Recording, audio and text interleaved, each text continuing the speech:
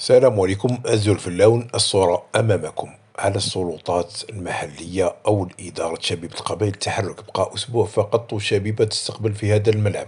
يعني صراحة تبهديلة تا المطولة تصرى لأي إيكيب هادي ولا تصرى في أي ملاعب، مش غير هنا في الملعب هذا، ولكن ملعب حنا قاعدين نقولوا تحفة. راك تشوفوا أمامكم. ربما عنده بزاف ما تفتحش وكذا، لما فتحوه مع شوية كانت الصيف وكذا، ملعب يعني مقفول.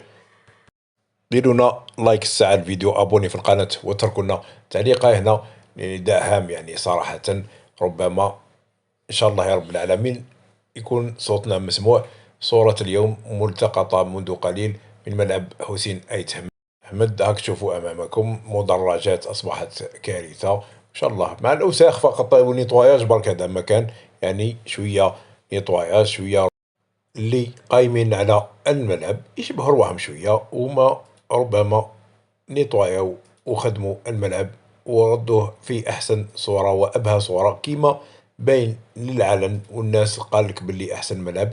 نتمنى أنه ربما السلطات ولا الإدارة اللي راح تستقبل، يعني تحب ولا تكره شبيب القبائل هي المستقبل في هذا الملعب، وجب على الإدارة التحرك، أو الولاية أو مديرية الشباب والرياضة لازم تتحرك وتقوم بتنظيف مدرجات وكراسي الملعب، ولك هنا قرب المدخل وأماكن بيع المأكولات. ربما كاين أمور كارثية وجب تحسينها، وهذا فقط لأنه الفيديو ربما يعني نصيحة أكثر منه أنه يعني كريتيك أو لا. هنا على بالي باللي شوية تنظيف، ومش نظن بلي مش الملعب كامل، شوية تنظيفات وهي فرات إن شاء الله. لايك الفيديو، أبوني في القناة واتركوا لنا تعليق، بارطاجيو الماكسيموم.